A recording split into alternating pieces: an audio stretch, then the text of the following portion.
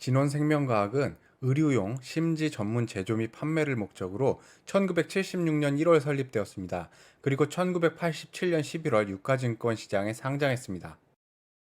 21년 3월 말 기준으로 종업원 37명이 근무하고 있고 서울 강남구 학동로에 위치한 12월 결산법인입니다.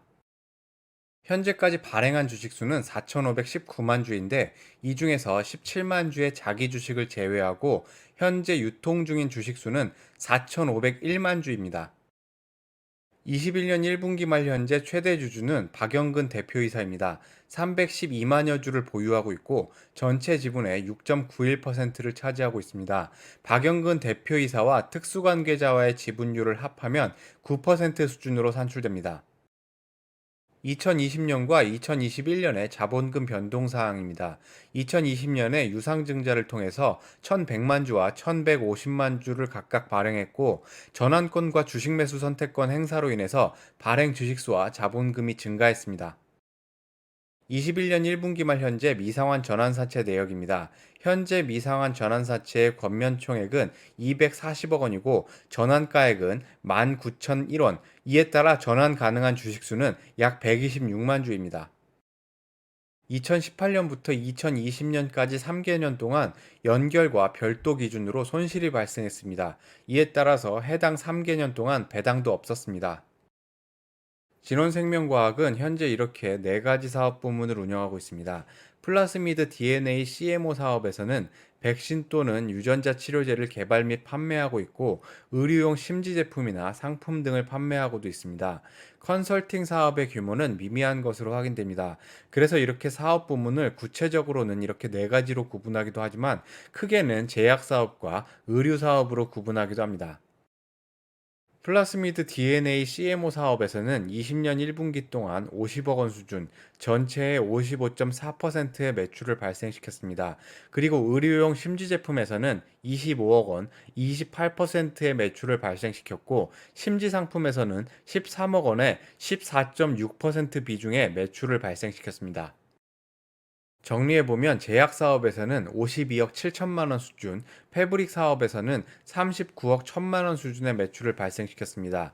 영업이익과 당기 순이익을 보면 두 사업 모두 손실을 기록한 것을 확인할 수 있습니다. 진원생명과학은 연결 대상 종속회사를 미국과 베트남에 각각 하나씩 보유하고 있습니다. 두 법인 모두 진원생명과학의 지분율은 100%입니다. 미국 법인은 CMO를 생산하고 있고 베트남 법인은 심지를 생산하는 법인입니다. 두 법인을 규모로 보면 미국 법인은 약 461억 원 수준의 자산 규모를 보유하고 있고 자본 규모는 122억 원 수준입니다. 베트남 법인은 비교적 규모가 적습니다. 72억 원 수준의 자산 규모와 23억 원 수준의 자본 규모를 보유하고 있습니다. 매출 규모를 봐도 미국 법인의 매출액이 21년 1분기 동안 51억 원, 베트남 법인의 매출액은 28억 원 수준입니다. 두 법인 모두 21년 1분기 동안의 규모는 적지만 흑자가 발생한 것을 확인할 수 있습니다. 매출 실적을 수출과 내수로 구분한 자료입니다.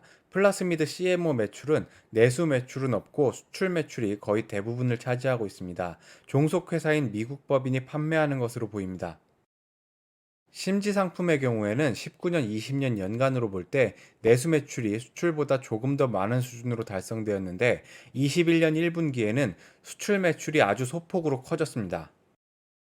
21년 1분기의 연구개발 매출은 19억 원을 지출했고 모두 판매비와 관리비에 넣어 비용 처리했습니다.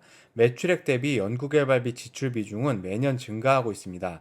20년에는 17.9%를 기록했다가 21년 1분기에는 18.5%를 기록했습니다.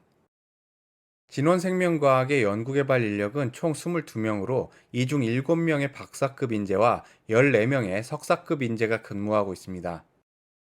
진원생명과학의 외부 감사인은 19년에는 대주회계법인이었다가 20년에 삼덕회계법인으로 변경되었습니다. 두 사업년도 모두 감사 의견은 적정이었습니다.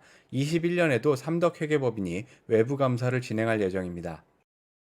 연결 재무상태표를 보도록 하겠습니다. 자산 총기에는 0.4% 감소해서 20년 말 대비 전체 규모로 볼 때는 큰 차이가 없습니다. 반면 부채 총기에는 10.5% 감소했습니다. 자본과 부채가 감소하는 와중에 부채가 더 크게 감소했고 자본 총계는 증가했습니다. 자산 총계는 0.4% 감소한 수준이라 큰 변동이 없지만 구체적으로 살펴보면 유동자산이 전기말 대비 7.9% 감소했고 비유동자산은 전기말 대비 28.8% 수준 증가했습니다.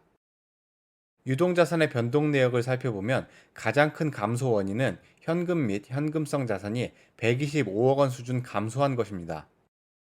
현금의 감소 원인을 보기 위해 현금 흐름표를 확인해 보니 영업활동에서 현금 유출이 48억 원 수준 있었고 투자활동에서 현금 유출이 53억 원 수준 발생했습니다.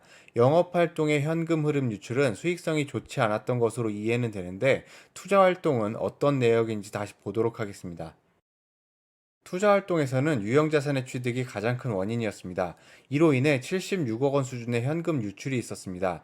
리스 계량 자산의 장부가액이 증가한 것으로 확인되고 이것은 리스 자산과 관련된 자본적 지출이 있었다는 것으로 보입니다.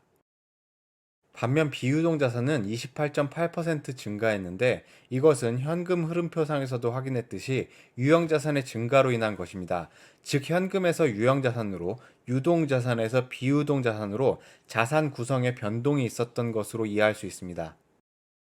21년 1분기에는 당기 순손실이 18억 원 수준 발생했습니다. 이에 따라 이익잉여금이 해당 금액만큼 감소한 것을 확인할 수 있습니다. 포괄 손익계산서를 살펴보도록 하겠습니다. 매출액은 전년도 동기 대비 9.6% 증가했습니다. 그런데 매출 원가와 판관비가 더 크게 증가하는 바람에 영업 손실의 규모는 전기의 29억 원 수준에서 31억 원 수준으로 오히려 증가했습니다. 그런데 기타 수익이 27억 원 수준 발생하면서 당기 순손실의 폭은 전기 대비 감소했습니다. 기타 수익의 발생 내역을 보면 외화 환산 이익과 파생 상품 평가 이익이 원인이었습니다. 21년 1분기의 매출 총이익률은 전기 대비 2% 수준 감소한 23.6%를 기록했고 영업이익률은 전기와 유사한 수준으로 기록되었고 당기 순이익률은 기타 수익의 발생으로 인해 개선되어서 손실폭이 줄기는 했지만 여전히 마이너스 20% 수준으로 기록되었습니다. 21년 1분기 말 현재 기존에 체결되었던 계약의 수주 잔액은 약 95억 원 수준입니다.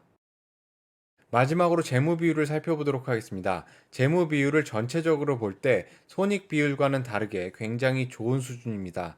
유동 비율은 100%를 초과하는 경우에는 유동성에 문제가 없다고 판단하는데 21년 1분기 말 기준으로 300%를 초과하고 있고 부채 비율은 50% 미만일 때 자기 자본 비율은 50%를 초과할 때 자본 구조상 문제가 없다고 판단합니다.